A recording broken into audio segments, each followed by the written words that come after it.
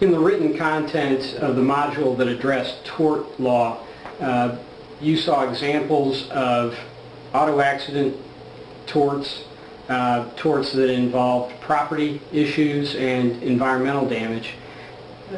As I noted, tort claims can be as diverse and unique as the people bringing the lawsuits and the people having the relationships.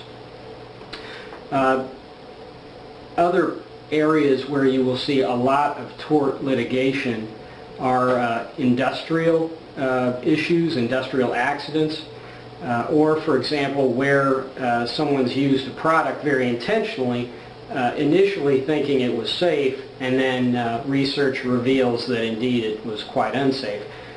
The one that immediately comes to mind on that is asbestos and the development of a physical condition called mesothelioma. Asbestos, of course, is a fire retardant, very effective fire retardant product, and for that reason it was quite valuable and quite widely used. Over time, it became proven, and over more time it became obvious that asbestos and being exposed to it, taking it into one's lungs, caused a form of cancer called mesothelioma. If you watch TV late at night, you've probably seen ads for call this 800 number of this attorney. If you've been harmed, you or someone you've loved has been harmed or had mesothelioma as a result of exposure to asbestos. Again, there are a number of companies that use this quite innocently, thinking that it was a great product.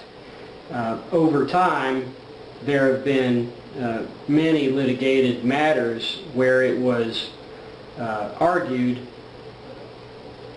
just when the company became aware of the danger that it had lurking in this product, in its walls. Other examples of tort actions that you will see are with medicines, pharmaceuticals, and for that matter, medical devices. You'll also see television ads on that. So the claims that you can see are quite diverse.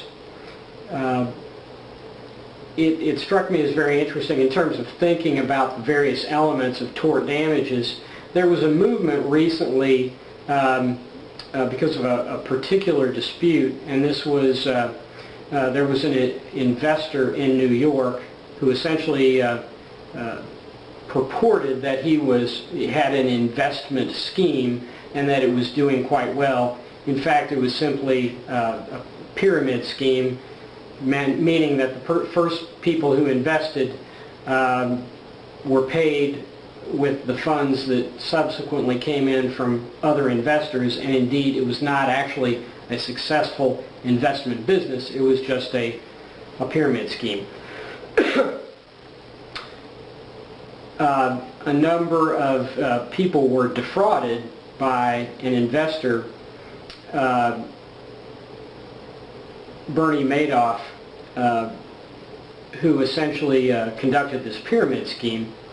I mention it because with respect to the element of damages, whether you perceive this as an intentional tort type of case or you see it simply as a contract case, regardless, either way you're going to have to prove damages. There was an effort to pass a statute, or a series of statutes, by which anyone who actually benefited, there were people bringing lawsuits, even the ones who had initially invested and who had received great gains from the pyramid scheme, even they were among those filing lawsuits trying to recover damages, trying to get remedies and win awards.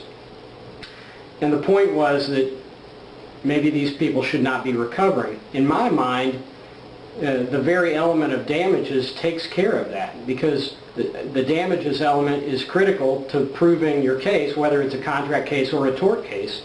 And if your damages are a negative number, guess what? You don't have a successful claim.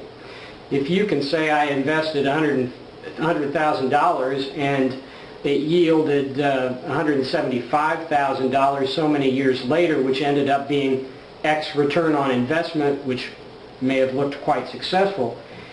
In that scenario, $100,000 the investment minus the benefit, the end product, $175,000, yields a negative number, negative $75,000. In my mind, that spoke for itself, and that meant maybe the person proved a tort or a contract breached by Bernie Madoff, but they hadn't proved that critical issue of damages. Again, if your damages are non-existent, or in fact in that case a negative number, you have not proved your case.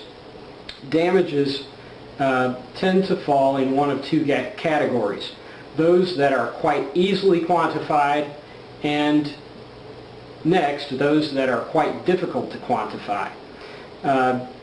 In the module, I referenced medical costs and the costs of a damaged car, or the costs of a missed opportunity to act to be Santa at the Indianapolis Zoo one day. Those are very specific, easily quantifiable damages, and they're easy to add up.